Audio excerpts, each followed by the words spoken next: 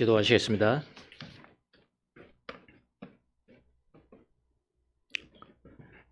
주님의 은혜로 저희들 이곳에 모이게 하시고 주님 앞에 경배하며 주의 말씀을 듣게 하시니 감사합니다. 말씀을 전하는 자들은 하나님이 그 말씀을 전하는 것처럼 하라. 성령님 의지합니다. 이 시간 말씀을 전하는 자나 듣는 자들이 주님께서 주신 한 말씀에 순종하는 귀한 시간이 될 수 있도록 은총을 내려 주시옵소서. 감사하고 예수님의 이름으로 기도합니다. 아멘. 할렐루야. 아멘. 어디 가실 데가 가실 데가 없으신가요? 예, 잘 오셨습니다. 예, 오늘도 3세대 예배이기 때문에 약속한 대로 가능한 한 20분 넘지 않도록 그렇게 한번 가보도록 하겠습니다. 제가 마태복음을 언제 시작했는가 하나 봤더니 2018년인가 그렇더라고요. 그러니까 지금 몇 년 됐습니까? 거의 5년이 다 돼가죠. 한 200회가 넘어가는 것 같아요.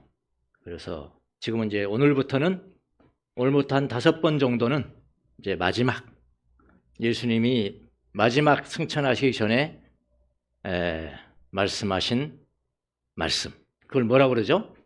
지상명령이다, 그렇게 이야기도 하잖아요. 지상명령, 그게 이제 마태복음 28장 16절부터 20절까지입니다. 보통 여기 나와 있네요. 그래서 지상명령, 예수님의 아주 중요한 명령, 이렇게 말하기도 하고, 또 위임명령, 위임한다는 게 뭐죠? 위임해 줄게, 이렇게요. 커미션, 그레이트 커미션, 위임명령. 그런데 그건 정확한 번역은 아닙니다. 위임 아니에요. 동행이죠.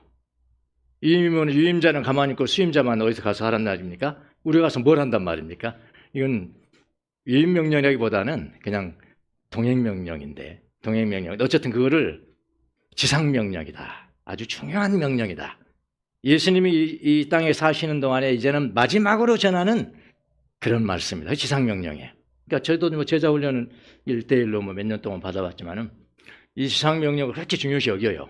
중요시 여겨서 그분들이 보통 이제 설교할 때는 보통 여기까지는 놔두고, 혹은 여기까지만 놔두더라도 요 두 구절을 가지고 그냥 한 번의 설교에 의해서 지상명령을 전하기도 합니다. 저도 지금까지는 그렇게 해왔어요. 그렇게 하는데, 저도 이제 나이도 먹고 성경 좀 더 연구도 하고 그렇지 않습니까? 또 그만큼 옛날보다도 훨씬 더 성숙했을 것 같고. 그래서 요즘은 다 볼 때 이거는 도저히 한 번 가지고 설교한다는 게 말이 안 되는 거야. 말이 안 되는 거야. 그래서 한 번에 설교하지 않고 5번에 걸쳐서, 중요한 내용들이니까 5번에 걸쳐 설교를 하려고 합니다. 그래서 오늘 첫 번째가 여기 16절부터 여기까지예요. A, 18절에 A, 전반부. 여기까지가 한 번. 그다음에 다음 주는 나는 하늘과 땅의 모든 권세를 받았다. 이거 도대체 무슨 말인가? 그냥 막 능력 행하시는 그건가? 그거 정도인가? 더 깊이 한번 보도록 하겠습니다. 두 번째. 그 다음에 세 번째는 그러므로 너희는 가서 모든 민족으로 제자를 삼아 아버지와 아들과 성령의 이름으로 세례를 주고. 이 뒷부분이 가장 중요했어요. 요 뒷부분 가지고 그러니까 19절만 가지고 네 번째. 하나, 둘, 셋, 넷. 그 다음에 마지막 5번째. 너희에게 명한 모든 것을 그들에게 가르쳐 지키게 하라. 이 말씀을 하셨는데, 우리가 보통 이제 제자훈련이 맹점이 지식 축적으로 흘러버렸잖아요. 이것 때문에 그런 거예요. 가르쳐라. 그들에게 가르쳐라. 그런데 자세히 그 원어를 보면은 뭘 가르쳐야 되냐면은 순종을 가르쳐야 돼요. 예. 내가 너희들의 명령한 모든 것을 순종하도록 가르쳐라. 여기에 조금 뉘앙스 다르잖아요. 내가 모든 가르쳐라 하는 것과 순종하도록 가르쳐라. 이게 도대체 무슨 말인가? 이걸 마지막으로 5번째를 전하도록 하겠습니다. 오늘은 이제 16절, 18절의 전반부, 전반부를 볼 것인데요. 요거는 뭐냐면은 예수님이 지난 3년 동안 여기서 모인, 지금 또 갈릴리 산에서 모였다고 그랬어요. 부활하신 다음에. 근데 3년 전에 예수님이 제자를 12명을 선택할 때도 같은 곳이라고 봐야 돼요. 산 이름은 무슨 산인지는 몰라요. 사실 가보신 분은 아시겠지만 산이 여러 군데 많이 있거든요. 여러 군데 많이 있는데 갈릴리 호수 근처에 산 이름은 중요하지 않습니다. 어떤 분들은 산 이름 가지고 중요하게 막 여기고 막 이건 무슨 산이다 하는데 중요하면 가르쳐 드렸겠죠. 예. 산 이름이 안 나오는 거 봐서 별로 산이 중요한 게 아니라 다시 모이는 게 중요한 것이다. 근데 3년 전에 12제자를 시작했잖아요. 그런데 오늘 본문에는 예수님이 부활하신 이후에 예수님이 명령하죠. 갈릴리로 다시 와라. 그 명령에 순종해서 다시 왔어요. 지금 공동체가 다시 왔습니다. 그 사람들을 한번 비교를 한번 해보세요. 3년 전에 갔던 12명의 제자들은 굉장했죠. 첫사랑이 대단했죠. 구원의 기쁨이 있었고요. 그들도 능력을 행하니까 막 능력이 나가고 그러는 거예요. 굉장했죠. 그리고 파송이 된 겁니다. 파송되기도 하고 3년 동안 가르쳤어요. 예수님 직접. 그런데 3년이 지난 다음입니다. 3년이 지난 다음에 이 갈릴리에서 마지막 예수님이 만나는 건데 거기에 모인 11명이죠. 11명의 제자의 모습은 어떻습니까? 자, 11명의 모습은요. 우선 제자 중에 한 사람이 예수님을 배신하고 배반해서 자기 길로 가버렸어요. 그것도 돈 때문입니다. 돈 때문에. 자기 길로 가버렸죠? 그러니까 11명이 됐어요. 그거 전부입니까? 그 정도밖에 안 됩니까, 제자들이? 아니, 더 있어요. 수제자 중에 하나인 베드로는 3번이나 예수님을 부인했습니다. 3번이나 부인했고요. 지금 갈릴리 다시 모인 상태의 제자들은 그렇다 이 말이에요. 3년 전하고 전혀 다르단 말이에요. 이 3년 후에는. 그 다음에 수제자 베드로만 뭐 부인했습니까? 다른 사람은 다 도망가지 않았습니까? 십자가 밑에 누가 있었습니까? 없었어요. 막달라 마리아나 있었죠. 아무도 없었어요. 왜 그랬습니까? 두려웠어요. 죽기 싫어요. 다 도망가 버렸어요.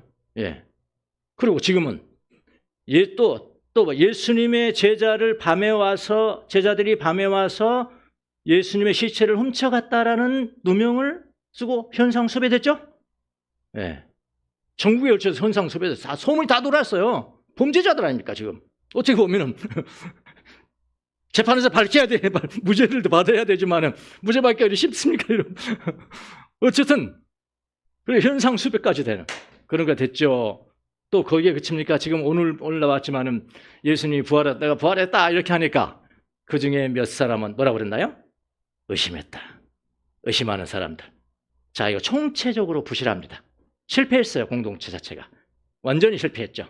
실패하고 부실하고 상처받고 이런 것들을 한마디로 말하면 상처받았다는 거예요. 상처받고 제대로 된 것이 아니라 무너져버렸던 거죠. 공동체가 무너진 상태로 지금 예수님 앞에 선 겁니다. 그래도 예수님 마지막 그렇게 명령 같은데 그래도 가봐야지 지금 그러고 온 거예요. 그 명령 순종해서 온 겁니다. 그때 이 제자들이 예수님을 보고 어떤 생각을 했을까요? 부활하신 예수님을 보면서 야 언제 이거 꾸짖으시려나 언제 꾸짖으시려나 너들이 왜 나를 배신했어? 왜 나를 가지고 도망갔어? 이렇게 기다리고 있은 사람도 있을 것 같아요. 그러니까 뭐 의심하는 사람도 있었죠. 예. 그런데 의외로 예수님께서 이상한 행동을 하나 행하십니다. 그 이상한 행동이 뭐냐니까요. 제자들이 갈릴리 산으로 나왔는데 거기까지 나왔고요. 그들 나온 거고요. 그 다음에 아주 특이한 단어가 하나 쓰였어요. 예수님이 이번에는 그들에게 아주 가까이 다가간다. 예, 가까이 다가갔다. 그랬어요. 한번 보죠. 아까 여기 있다. 지금 이쪽에는 11제자들이 지금 갈릴리에 나와 있거든요. 이 상처받은 공동체, 상처받은 공동체, 도덕적으로 실패했고, 영적으로도 실패했고, 사회적으로도 실패했고, 도둑질을 뭐 취급받았으니까 실패한 제자들의 공동체가 왔고, 근데 거기서 18절에 보니까 예수님께서 다가와서 그래요. 다가와서라는 영어. 갑자기 예수님이 다가오신 거예요. 그래서 다가오셔서 말씀하시기를 너희들이 왜 나를 피해 도망갔냐 부인이냐 이런 말씀이 아니에요. 지금 뭘 잘못한 걸 꾸짖으려고 지금 다가가신 게 아니라고요. 다가가셔서 새로운 사명을 주십니다. 아무도 묻지 않았어요. 지금요. 베드로한테는 묻지 않았습니다. 다른 기회에 그거는 베드로를 회복시키기 위해서 물으셨죠. 예수님께서 요한복음 보면요. 3번이나 너를 사랑하냐. 그건 다른 기회예요. 이거 다른 기회예요. 예. 그냥 묻지 않았어요. 묻지 않고 그들에게 다가가서 이렇게 말씀하셨죠. 나는 하늘과 땅의 모든 권세를 받아. 이게 굉장히 중요한, 아주 이 지상 명령에서의 총칙과 같은 총칙이고 그 나머지는 다 강론이에요. 강론. 예. 이 부분이.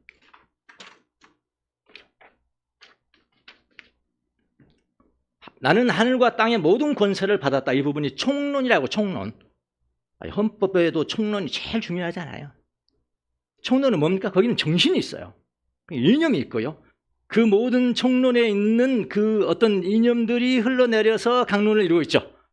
예. 그런 거잖아요. 이런 말씀을 하면서 너희는 가서 모든 족속을 제자 삼아라 하면서 제자 삼는 방법까지 가르쳐 주는 거예요. 아버지와 아들과 성령의 이름으로 세례를 주면서. 방법이에요, 방법. 네. 또 두 번째 방법은 내가 너에게 명한 모든 것을 순종하도록 가르치면서 제자를 삼아라. 주동사는 그거거든. 제자를 삼아라. 이 말씀을 하십니다.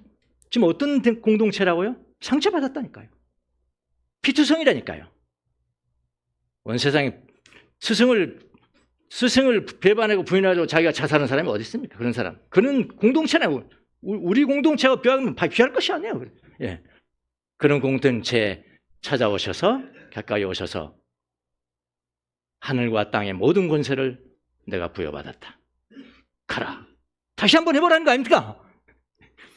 다시 한번 너희들에게 힘을 주겠다는 거 아닙니까? 예. 그러면서 거기서 명령하는 말씀을 예수님께서 하시는 거예요. 여러분, 예수님의 사명이라는 것은 강한 공동체에만 주어지는 거 아니에요. 뭐 그럴 수 있겠죠. 강하면 좋겠죠. 흠이 없고 완벽하고 윤리적으로, 영적으로, 정신적으로도 완벽한 사람들로 이루어졌으면 좋겠죠. 그런데 우리가 어디가 그럴 수 있냐고요. 그런 사람이 어디 있냐고요. 그런 공동체가 어디 있냐. 그런 교회가 어디 있냐고요. 완벽한 교회가 어디 있냐고요, 지금.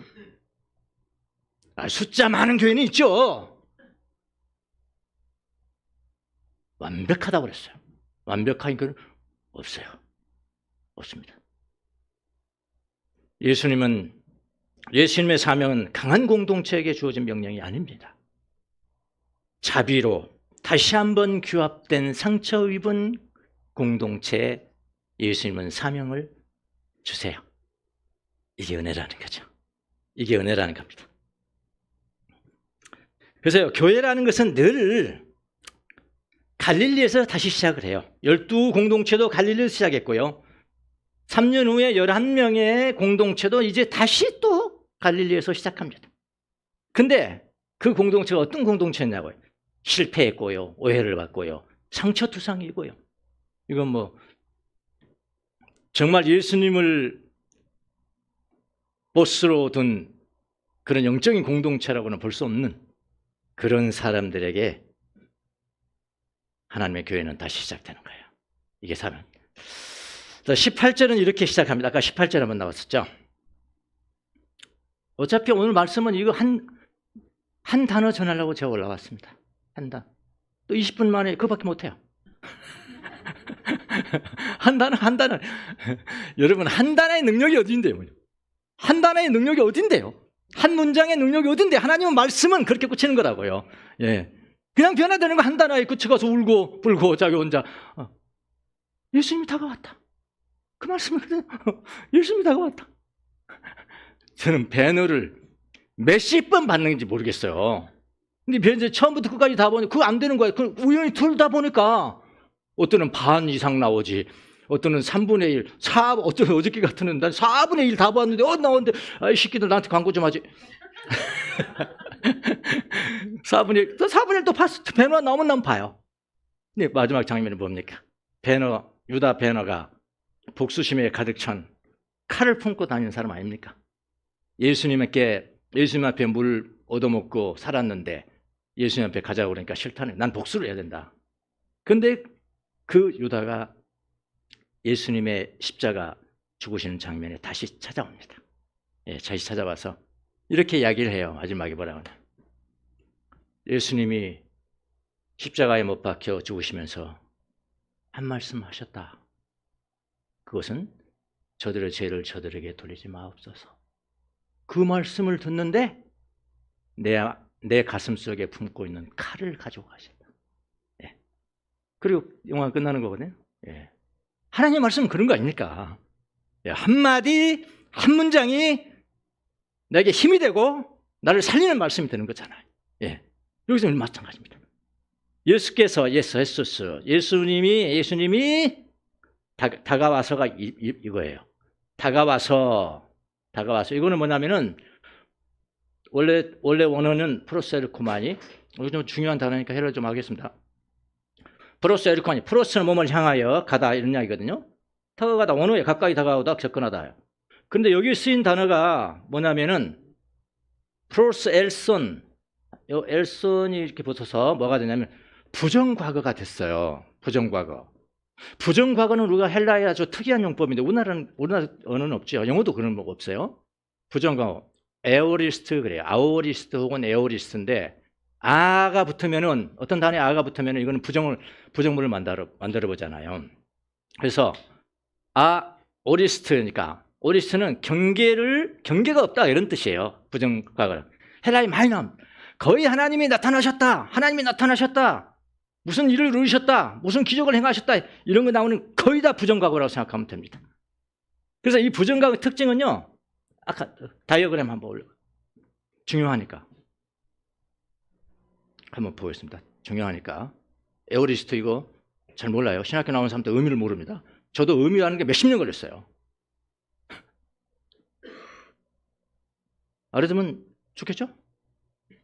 성경 정확하게 이해하는데 여러분 내가 그동안에 이해했던 게 다르네. 이런 뜻이었네. 이랬을 때 성장하는 거, 사람이 성숙해가는 거거든요. 그러니까요, 우리가 피상적으로 이해했다고 해서 하나님 나무라지 않으세요. 너는 어째서 또 헬라어도 모르냐? 그렇게 안 하세요. 근데 알았어. 헬라어 보고 알았어. 하나님 기뻐하셔, 안 기뻐하셔요? 기뻐하시죠. 내가 좋으니까요. 자, 현재형으로 쓴다든가 현재 분사로 쓴다면은 그거는 어떤 진행이에요.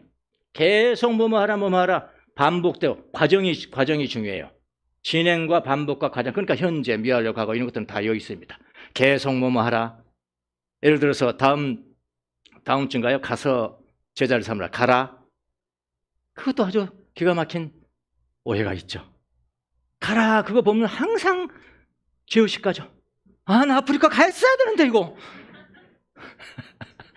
나 아프리카 갔어야 되는데 나 예식기들 목에 사느라고 여기서 나 창피하네. 늘 찜찜하고 그런 거 있으신 사람이 계시죠?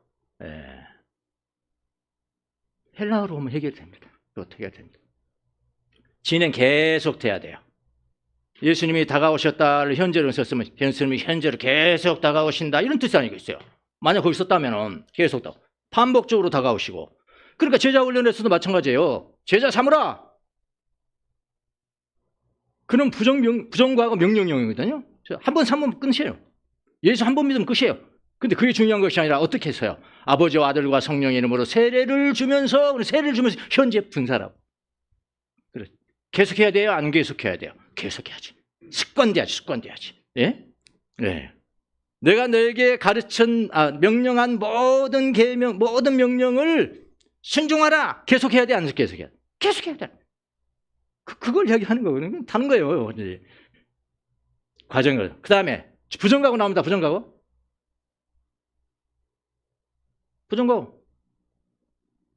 점 넣어야죠. 점. 이게 부정과거예요. 알겠습니까? 이건 중요한 것은 뭐냐?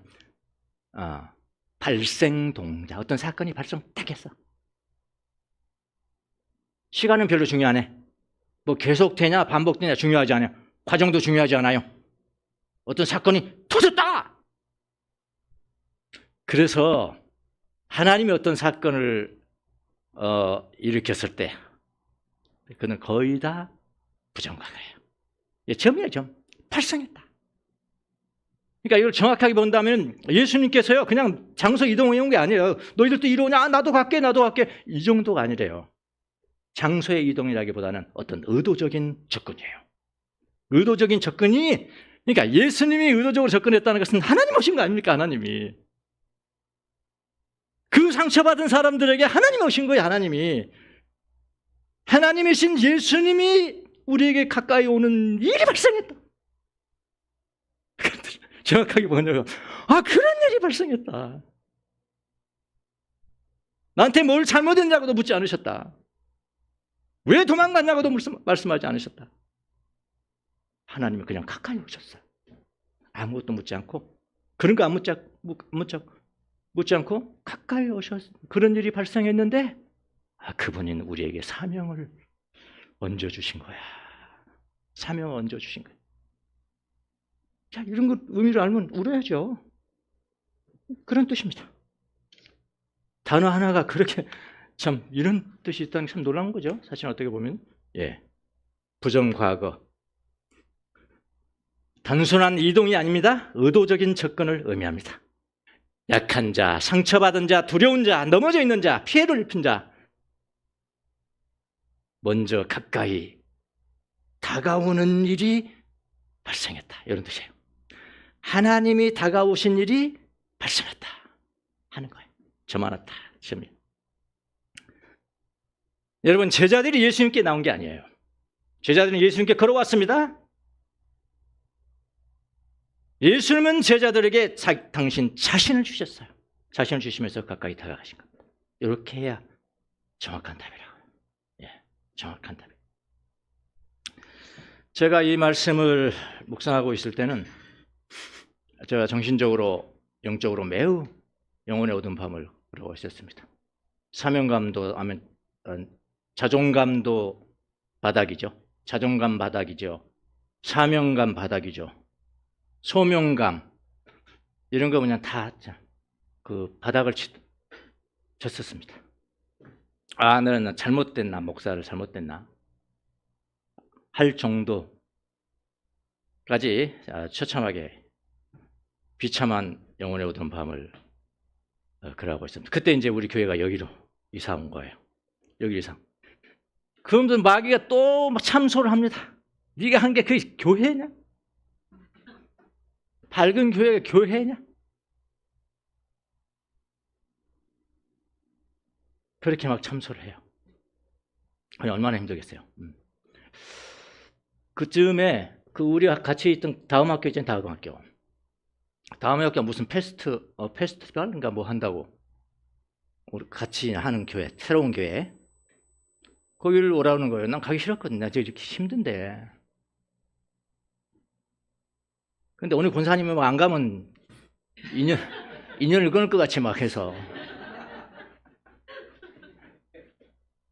그래 갔죠. 와, 갔더니 여러분 놀라지 마십시오. 교회 스크린이요, 극장 스크린보다 더 크더라고. 정말 분명히 더 든가 하여튼 같든가 그런 좀 아니 더 작더라도 여러분 스크린이 교회당에 그 정도 크면 여러분 당황하셨어요? 당황되겠어 안 되겠어? 너 다른 사람들은 당황했는지 모르겠지만 나는 쫄았지. 더 작아지네. 그래서 생각을 했습니다. 나는 어떻게 교회는 이런 교회들은 이렇게 잘 되는데 나는 어떻게 안 되냐 이렇게. 우리는 뭐 7번이나 옮겨왔더라. 내가 저를 찾아봤어. 제가 자면서 잠이 안 오고 그래서 쉬어봤어. 다 쉬어봤더니 7번 내가 모르는 것도 있을 수도 있어요. 7번이나 옮겨왔더라고요. 7번이나 옮겨와서 그렇게 뭐 그런 스크린이 있는 그런 게 어디 있습니까? 그리고 예배도 뭐 2시라며요. 2시래요. 2시에 번예배 드리는 교회가 어딨냐고요. 있잖아요. 근데 뭐 저를 위로하려고 그런지 모르겠지만 어떤 권사님들은 긍정적으로 이야기를 해서 감사하기도 했죠. 다른 데 놀러 갔다 와도 됩니다. 뭐 그렇게 얘기. 감사하지만 그래도 찜찜한. 또 어떤 분들이 우리 교회를 또 광고를 해야 된대. 아파트에. 그래야 되면 이렇게 찌라시 만들어야 되니까 목사님 선전 문구 하나 한번 생각해 주세요. 그래서 제가 뭐라고 하는지 아십니까? 혹시 12시 예배 놓치셨나요? 11시 예배 놓치셨나요? 12시가 아니라 11시 예배 놓치셨나요? 이 문구가 갑자기 생각나서 말했죠. 그래도 좀 찜찜하다. 그럼 나는 뭐 11시 예배 못 드는 사람들 위한 예배에 설교자로 부른 거야? 나는 그런 사람인 거야? 이거 한 번 이렇게 좀 꽁하게 자기 자신에 대해서 꽁하게 되면요, 막 그 나사가 돌리면 돌릴수록 속으로 들어가듯이 다른 사람 내게 행하는 것마다 꽁해져 버리고요, 다른 사람이 내게 무슨 이야기 하는 것마다 꽁해지고요, 목사님이 뭐라고 하면 또 나한테 저러는 거야 이렇게 꽁해지고요. 이 그 꽁막이라고 그래, 꽁막이. 그러니까 얼마나 우리가 많냐고요. 저도 저 자신한테 그랬어요. 예? 그러면서 그렇게 힘들었는데 제가 이 말씀을 묵상했다 이 말이죠. 이 말씀을 묵상을 했어요. 저를 감동시킨 한마디 단어가 바로 예수님의 행동입니다. 예수님께서 다가오셨다. 그러니까 상처난 공동체에게 저 11명이 굉장히 번성하고 굉장히 성공하는 사람이었더라면 나를 감동 안 시켰죠. 예수님 성공한 사람만 찾아가시나 봐. 나한테 별로 감동이 안 되잖아. 근데 저보다 더 못한 사람들이 거기 서 있는데 그들에게 하나님이 다가가시는 일이 발생을 했다. 저 단어가 하나님이 나에게 넣었지 하셨어요. 눈물이 났습니다. 하나님 감사합니다. 감사합니다. 상처나고 흔들리고 실패한 사람들에게 다시 찾아가셔서 다시 소명감을 주시고 다시 사명감을 주시고 일으키는 주심 감사합니다. 하나님 나에게만 오지 마시고요, 실패한 우리 밝은 교회 공동체에 가까이 나오시옵소서. 11시 예배도 말고 12시에 예배 드리는 사람에게도 하나님 다가오십시오. 가까이 다가오세요. 하나님 11시 예배 놓친 사람들에게도 가까이 와주세요. 큰 스크린도 없는 요만해가지고 참 그림도 잘 안 보이는데 웅장한 스크린이 없는 우리 교회도 함께 해주세요. 하나님 낙담하고 낙심한 이 주명수에게도 함께 해주셔서 감사합니다. 감사합니다. 감사합니다. 그러면서 제가 일어났잖아요. 일어나면 하나님 세우면 세우는 거죠. 하나님이 세우는 건 세우는 거예요. 여러분, 우리가 흔들릴 때는, 흔들린다는 것은 누구를 가장 기뻐하는지 아십니까? 그 마귀를 가장 기뻐하는 거예요. 내가 흔들릴 때 나의 대적들이 기뻐할까 내가 두렵습니다. 그렇잖아요. 마귀가 기뻐하는 걸 왜 합니까? 왜 우리가 흔들려야 되고? 흔들릴 때는 주님 앞에 무릎을 꿇어야죠. 주님 앞에 무릎을 꿇어야 회복이 돼야지. 사람에게 내가 회복될, 사람으로부터 내가 회복받는다, 그거 시험 듭니다. 안 돼요. 안 됩니다. 안 돼요. 하나님 앞에 무릎을 꿇어야 되는 거예요. 저는 이렇게 성경을 이렇게 설교를 준비하면서, 설교라는 것은 두 가지로 나눠서 50%가 준비고요, 50%가 준비고 50%가 딜리버리예요. 전달이에요, 전달. 아무리 준비를 잘했어도 전달이 실패하면 전달이 안 되는 거고, 아무리 전달을 잘했어도 전달 잘하는 사람들이 기가 막히거든요. 막 울고 웃기고 하니까 그러면 코미디언이죠. 개그맨이고. 전달은 잘했는데 무엇을 전했는데? 뭘 전했는데? 없어요. 준비가 없기 때문에. 그러니까 준비가 50%, 전달이 50%예요. 그러니까 그 사역자들은, 목회자들은 준비할 때 은혜를 받고 50% 받고, 전할 때 50%를 또 받아야 돼요. 저는 이렇게 준비할 때가 기쁩니다. 제가 정상적일 때는. 제가 정상적일 때는 설교 준비하는 게 너무 기쁨이에요. 이렇게 단어 한마디 한마디가 그냥 콱콱 어떤 전환 포인트를 막 바꿔주고 큰 물의 흐름을 바꿔버릴 때 저는 기뻐요. 준비할 때 기쁘고요. 또 그걸 전달할 성도들한테 여러분에게 전달할 때도 너무 기쁘고요. 기쁨이 따버려요. 정상적일 때 그렇다 말이에요. 정상적일 때. 근데 마귀에게 속아가지고 비정상적일 때도 가끔 있어요. 예. 정상적일 때는 준비하는 게 나에게 기쁨이고요. 전달하는 것이 나에게 기쁨이에요. 제가 그때 깨달은 게 뭔지 아십니까? 깨달은 게 한 가지 있는데,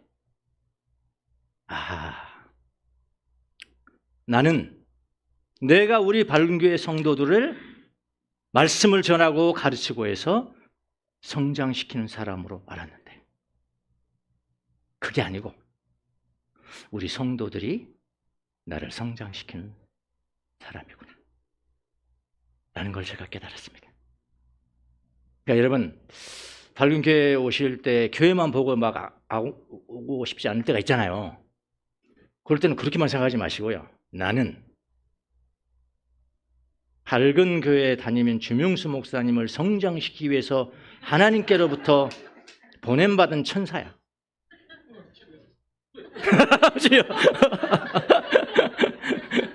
나는 이런 사람이야. 내가 이런 사람이야. 우리 그렇게 하면 하나님이 막 야단칩니까?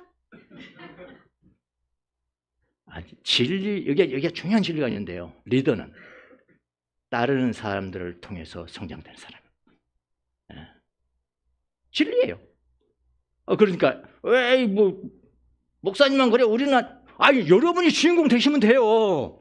그걸 그대로 여러분에게 입장 적용을 시키면 돼요. 남영수 사람이 있다. 하나님을 만났어. 하나님이 그냥 가까이 다가오는 사건이 난 거야. 가만히 보니까, 내가 주인공이에요. 남영수의 주인공. 보니까 하나님 나를 성장시키기 위해서 이렇게 좀 꾀죄죄한 교회도 보냈고.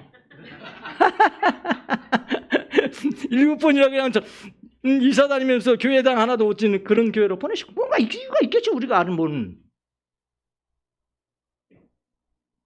송충이는 설립을 모아야 돼. 송충이 갖다가 막 좋게 만든다고 소고기 갖다 주면 되겠어요? 안 되잖아요. 이유가 있겠죠. 그렇게 자기를 중심으로 다 생각하면 다 자기 것이 되는 거예요. 이게 크리스천이에요. 이게 크리스천이라고.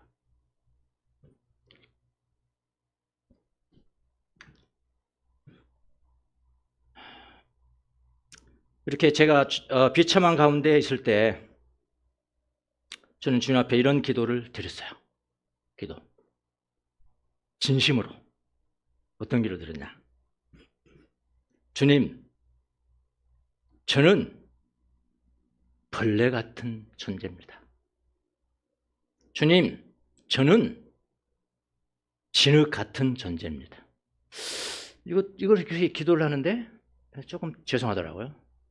어떻게 했냐면, 저는 벌레보다 못한 존재입니다. 저는 진흙보다도 못한 존재입니다.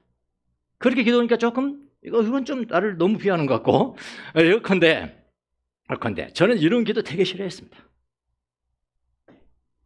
나는 벌레 같은 존재, 진흙 같은 존재. 그러면 기도는 따라서 해. 목사님 또 하자고 그러니까. 담임 목사님 하자고 그러니까 하는데, 속으로는, 아니야, 나는 아니야. 나는 아니야, 벌레보다는 나아. 나는 진흙보다는 나아. 항상 그래왔거든요. 근데요, 정말 어려운 힘든 곳을 지나가면서 주님이 주신 조그만 한 방울의 은혜를 붙잡는 그런 순간이 와 보십시오. 이게 진심이 됩니다. 진심이 돼요.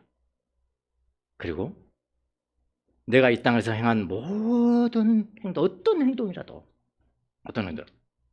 하나님으로부터 은혜를 끌어들이는 힘이 되는 행동은 아무것도 없습니다. 무슨 말인지 아시죠?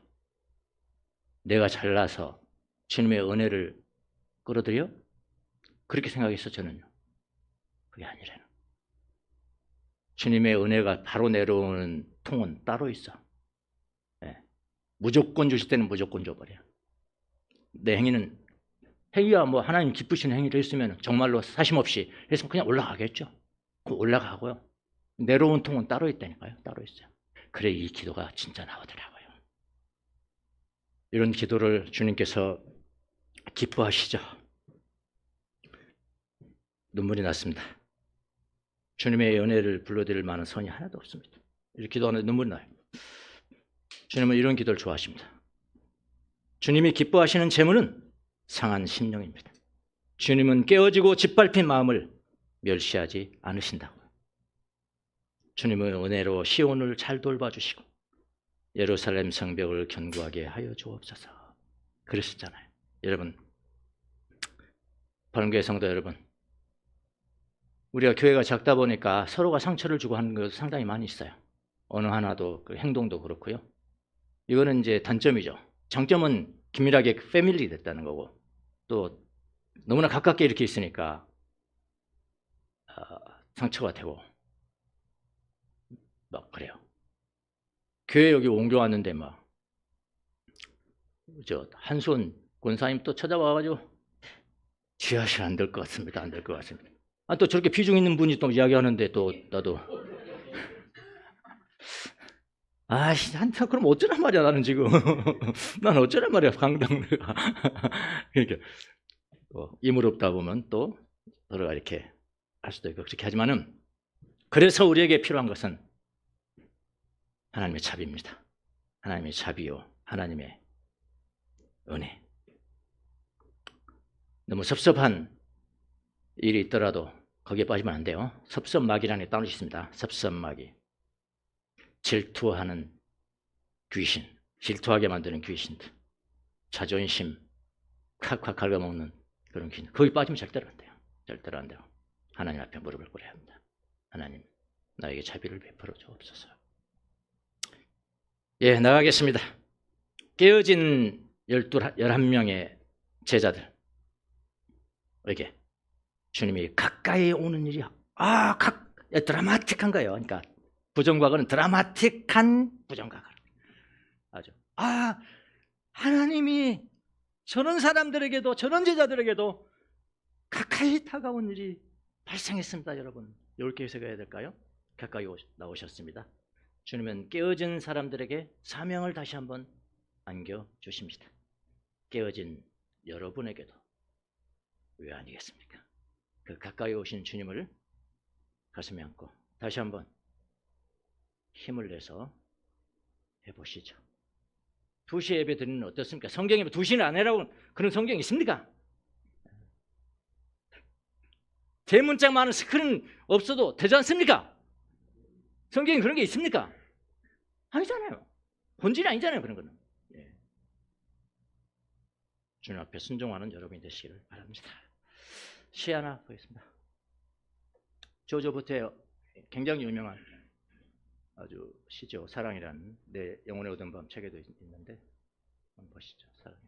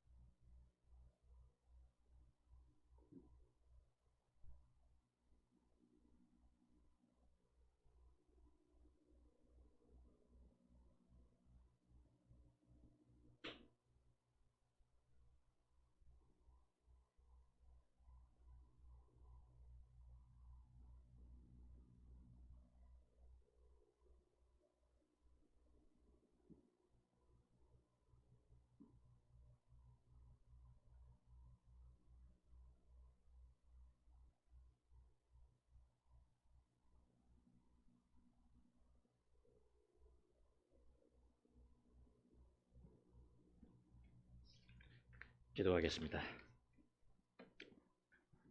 주님, 사랑하는 우리 밝은 교회 공동체를 주님 불쌍히 여겨 주옵소서. 상처받고 깨어지고 실수하고 실패하고 그럼에도 불구하고 예수님 가까이 오셨듯이 우리 밝은 공동체도 주님 가까이 오셔서 자비로 충만한 교회가 될 수 있도록 은총을 내려 주시옵소서. 감사하고 예수님의 이름으로